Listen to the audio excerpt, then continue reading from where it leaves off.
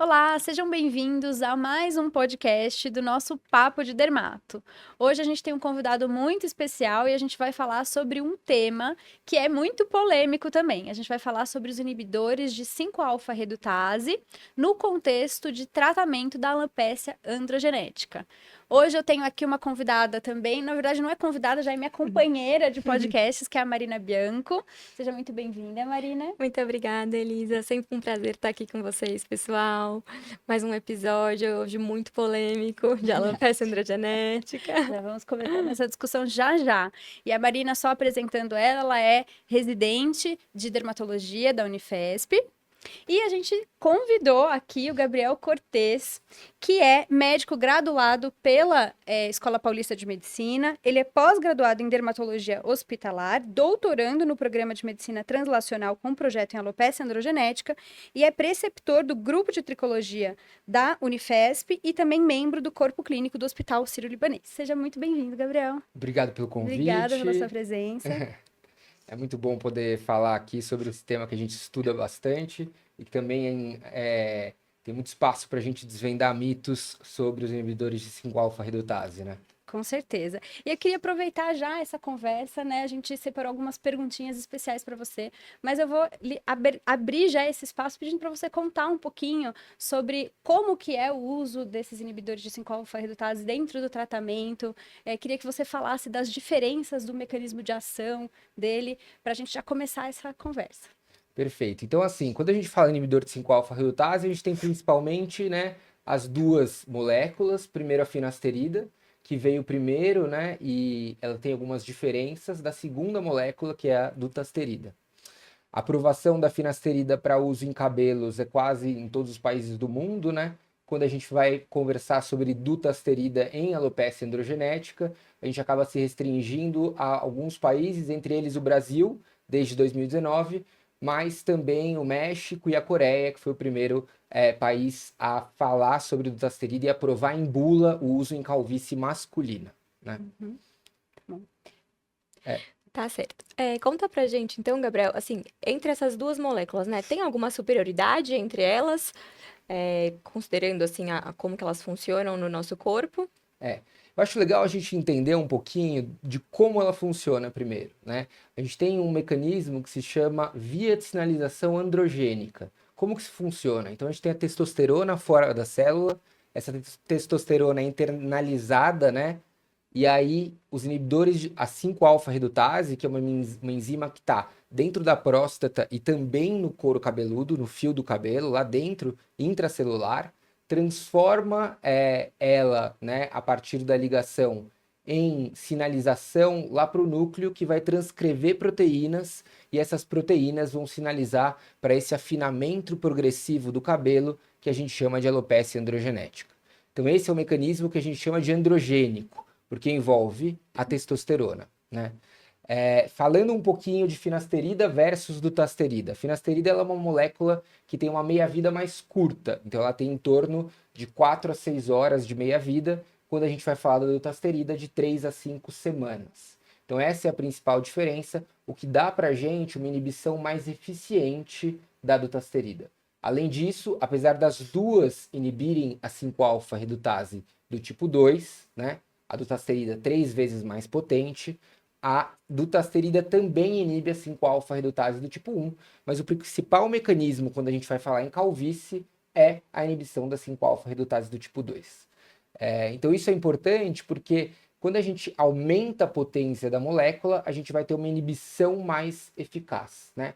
Mas isso assim, é óbvio que os estudos mostram que a dutasterida é um pouquinho superior, isso ficou bem famoso porque saiu na capa da revista Times, né, há um tempo atrás aí, e principalmente por causa de um estudo do JAMA, que mostrou lá que no SUCRA, que é um método de avaliação de todas as terapêuticas em calvície, a dutasterida isolada, ela ganhou a maior eficácia no tratamento da alopecia androgenética. Mas a gente sabe que não é só de eficácia que a gente fala também de lidar com um paciente homem que está tratando calvície, né? Então isso é o mais importante. Tá certo.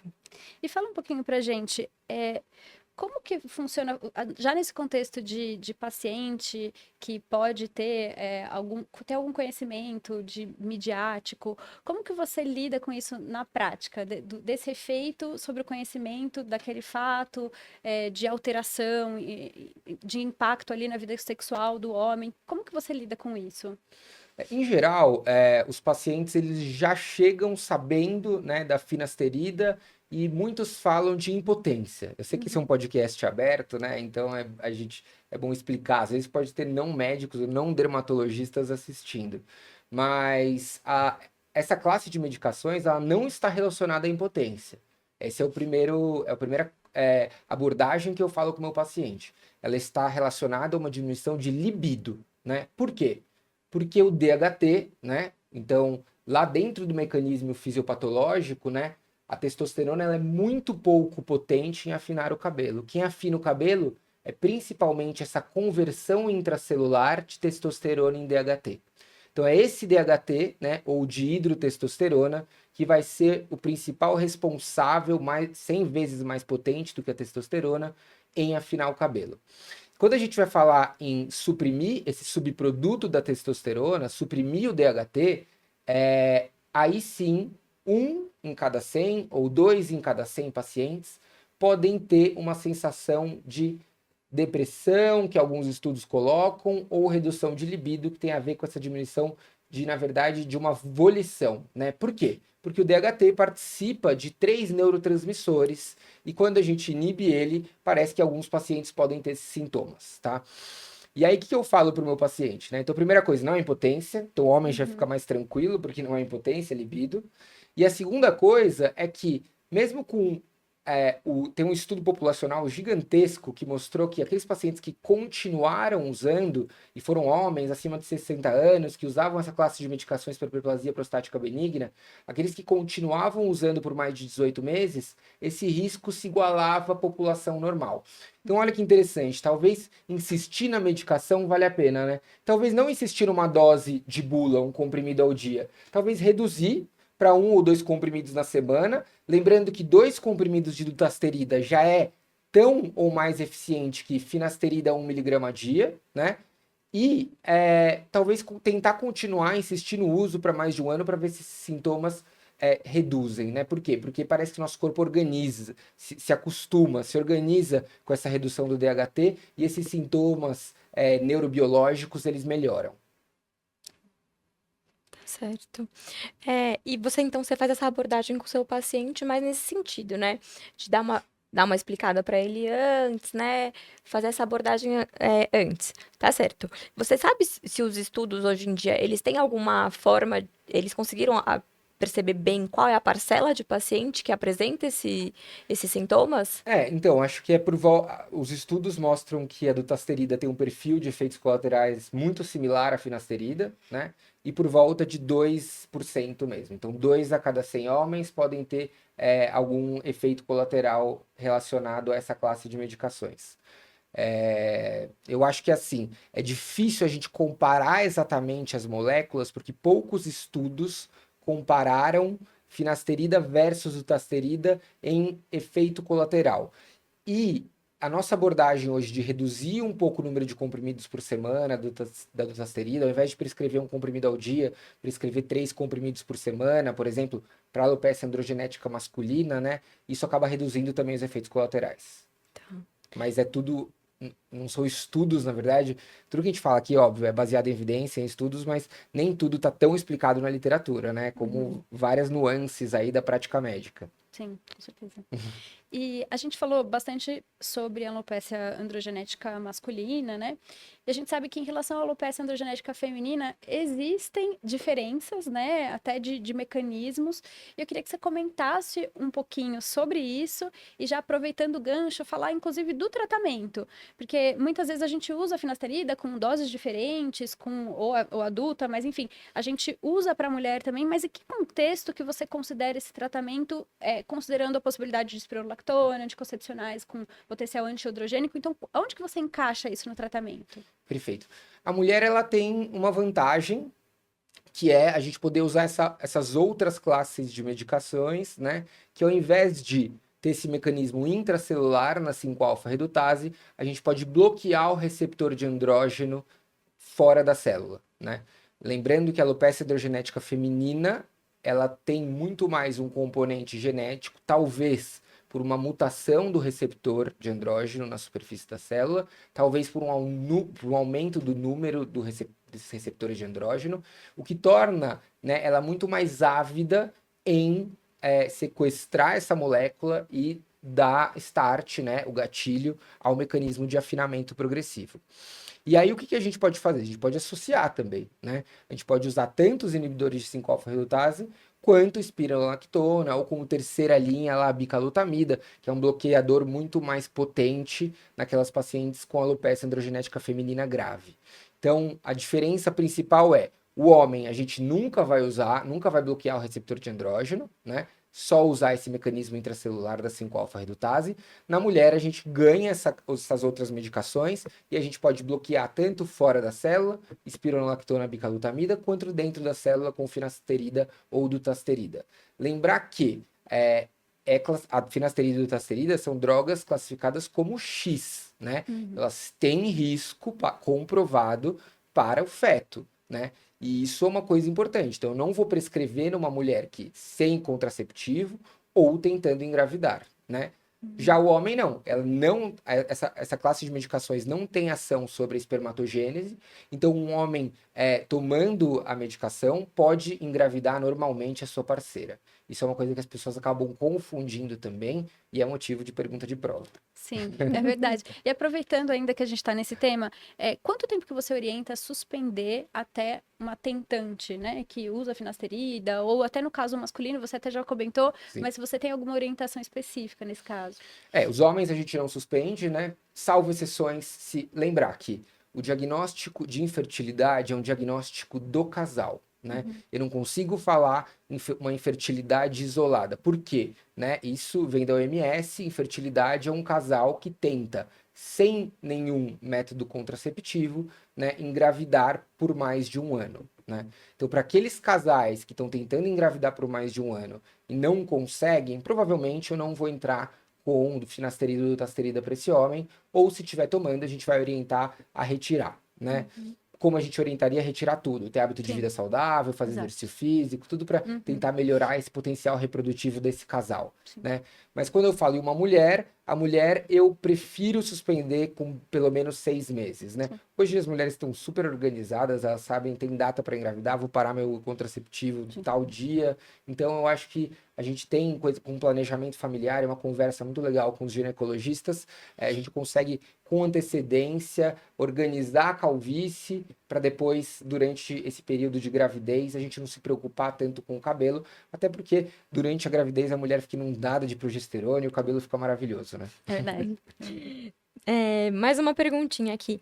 Sobre as outras formas de administração dos inibidores da 5-alfa-redutase.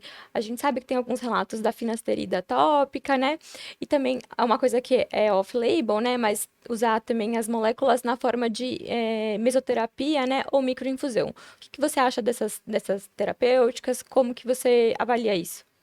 A gente não tem ainda no Brasil nada de inibidor de 5-alfa-redutase, finasterida ou dutasterida na sua forma tópica na farmácia. Então, são todas moléculas manipuladas, né?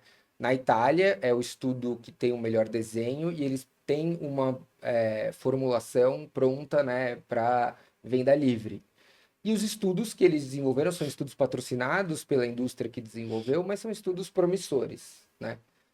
Tudo que é manipulado, a gente fica muito na dúvida se funciona ou se não funciona, né? Porque depende de estabilidade da molécula, depende do veículo, depende da forma de aplicação, concentração. Mesmo a gente tentando imitar esses estudos europeus, fica difícil da gente ter certeza se está funcionando ou não.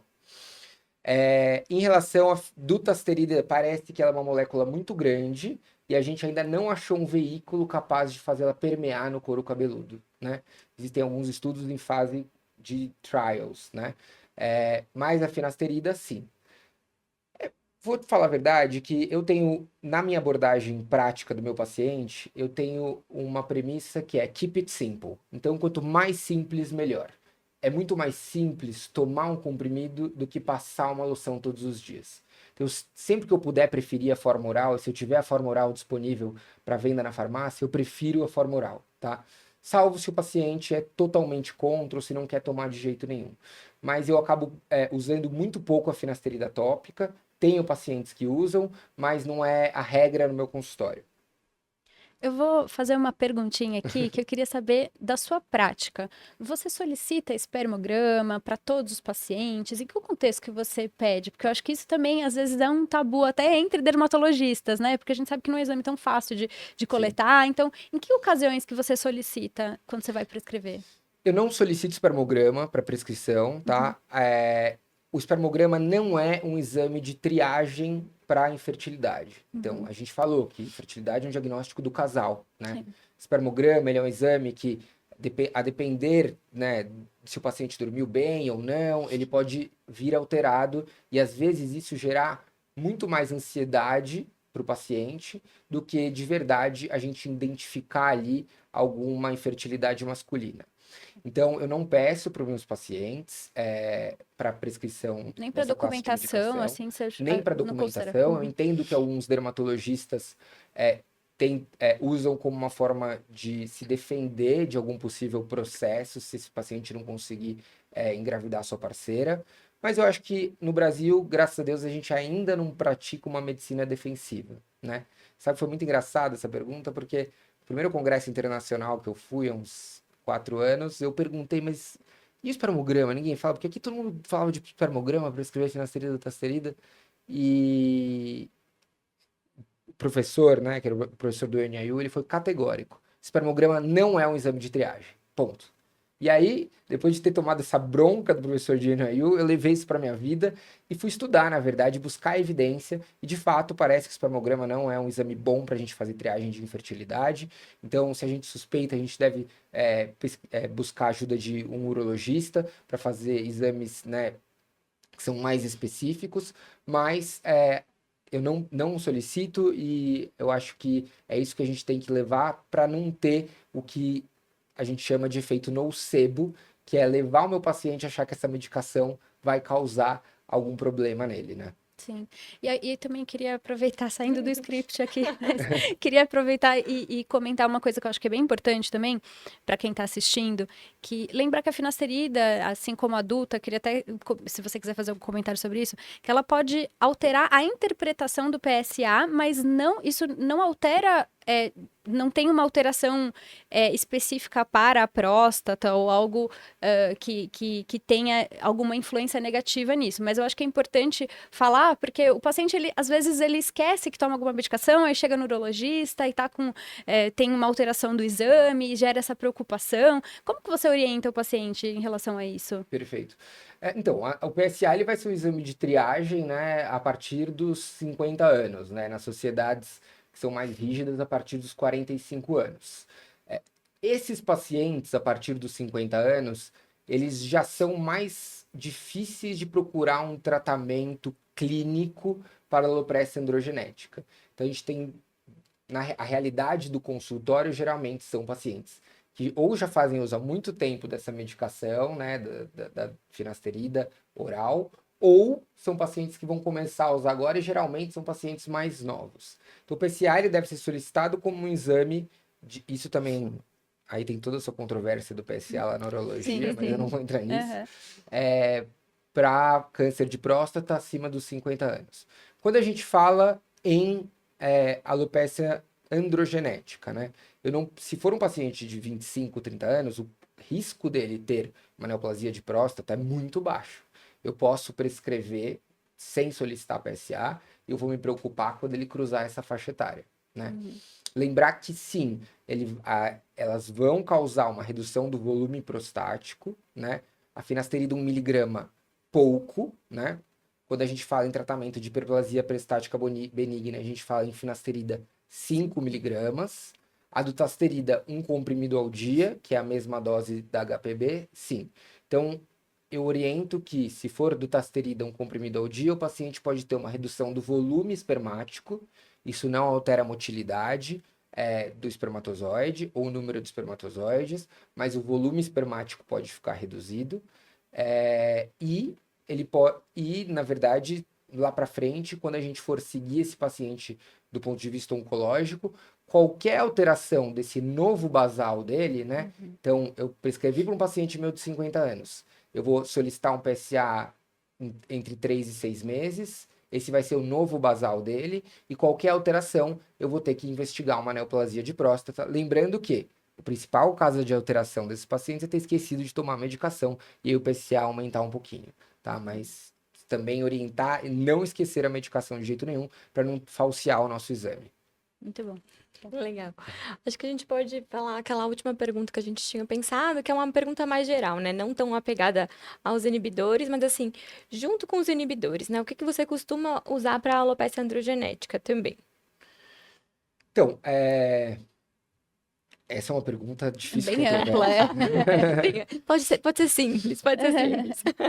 Acho que, assim, 2 pilares do tratamento da alopecia androgenética. Minoxidil, né? Hoje na sua forma oral, minoxidil oral em baixa dose veio para ficar. É o que eu falei, as pessoas não querem ficar passando loção todos os dias, elas querem tomar uma pílula que ajude no cabelo. Então, o minoxidil veio para tratar a alopecia androgenética e vai continuar, né, como um comprimido ao dia aí que tem um ganho enorme nesse número de folículos. São mecanismos diferentes. Então, o minoxidil, qual que é o principal mecanismo, né, histórico, teórico? Aumento de vasodilatação, aumento de aporte nutricional para esse fio.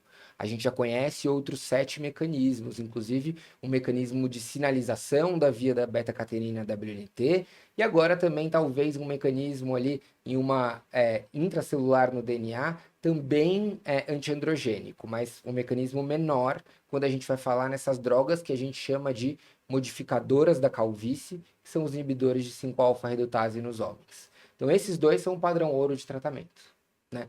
Procedimento, eu falo, primeiro, eu não faço nenhum procedimento no consultório em paciente que não quer usar o tratamento padrão ouro. Então, se não for usar o tratamento padrão ouro, a gente vai brincar de tratar sua calvície, não vai tratar comigo. Porque no consultório a gente vai tratar quem quer ser tratado e quem está disposto a... Não estou falando que não pode ter efeito colateral, a gente pode ter efeito, a gente vai manejar esse efeito colateral junto, né? Eu acho que o principal elo de tratamento de cabelo é você conseguir ter uma relação médico-paciente muito boa, né? Porque você vai conseguir dar continuidade ao seu tratamento.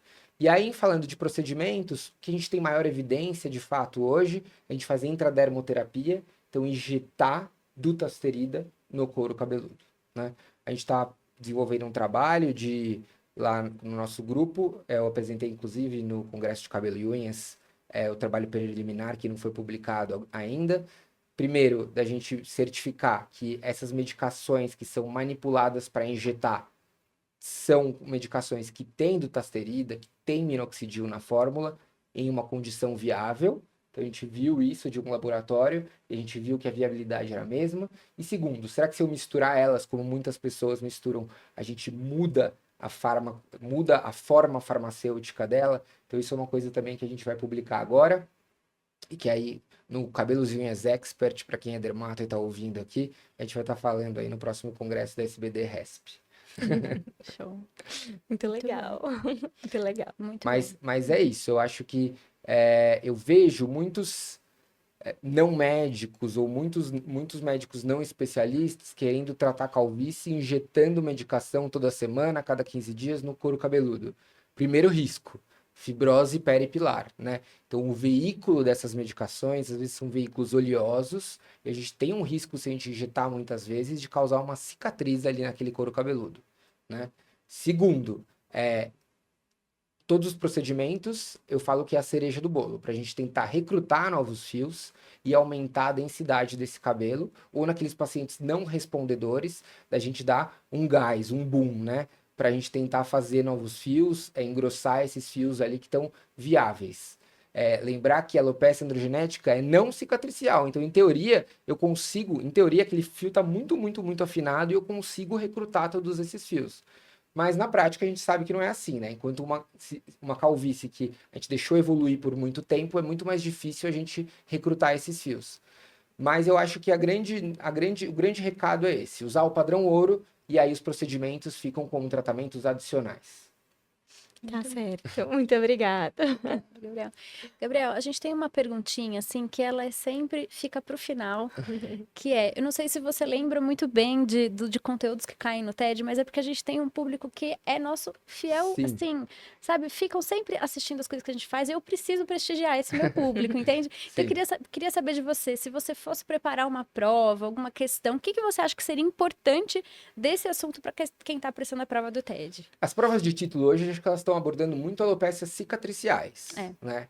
Primeiro porque as alopécias cicatriciais, a gente desenvolveu muito estudo, inclusive estudo molecular, dentro de alopecia cicatricial. Na USP, a gente tem uma médica tricologista, a doutora Isabela Dosch, que ela foi a grande responsável por descobrir que a alopecia frontal fibrosante, aquela doença que dava só em frente do couro cabeludo, ela não era só daqui, ela era do couro cabeludo inteiro. Então, por marcadores imunistoquímicos, ela acabou descobrindo um marcador nos folículos que aparentemente eram saudáveis, mas também exibiam alterações de alopecia frontal fibrosante. Então, a gente teve muito ganho, tanto na descoberta da tricoscopia, da análise tricoscópica dessas alopécias. Isso é uma coisa que é muito cobrada. Então, a diferença das tricoscopias das alopécias cicatriciais, quanto, às vezes, de algum outro marcador, que eu sei que a prova de título sempre gosta. Geralmente, você consegue responder as questões sem isso, mas se você souber, você faz com o pé nas costas, assim. Mas eu acho que a grande aposta minha para as provas de título são as alopécias cicatriciais. Ótimo. Vou aproveitar aqui para mandar um beijo para Isabela Dosch. Já publiquei trabalho com ela, Jacqueline Keloidiana da Nuca, minha querida. Um beijinho para ela. Gabriel, muito obrigada pela sua presença. Acho que foi assim super esclarecedor e é muito legal ter essa discussão porque parece que se organiza até na nossa prática, né? Na hora de conduzir, você que estuda bastante esse assunto e traz isso para a gente de uma forma bem organizada, porque uma coisa é a gente pegar vários artigos e ler, mas outra coisa é quando a gente consegue organizar esse conteúdo. E isso é bem importante, você é extremamente didático, então acho que ajudou demais para a gente ouvir você falar. Muito obrigada. Obrigado pelo convite. É um tema muito amplo, dá para a gente ficar discutindo horas, né? Com certeza. Se a gente colocar 3 referências aqui em tricologia, talvez também a gente não tenha nenhum consenso. a gente não tem um consenso, né? Amarrado, abraçado. Mas eu acho que eu falo que existe uma luta nossa, né, dos médicos que estudam o cabelo, em defender essa classe de medicações, né? Porque às vezes uma classe ganha um estigma tão grande e ela deixa de ser prescrita. E a gente começa a fazer coisa que não tem evidência. É verdade. Calma, né? As pessoas estão falando de medicina regenerativa, que inclusive é motivo de tese do meu doutorado, mas isso tem muito menos evidência do que usar finasterida, dutasterida.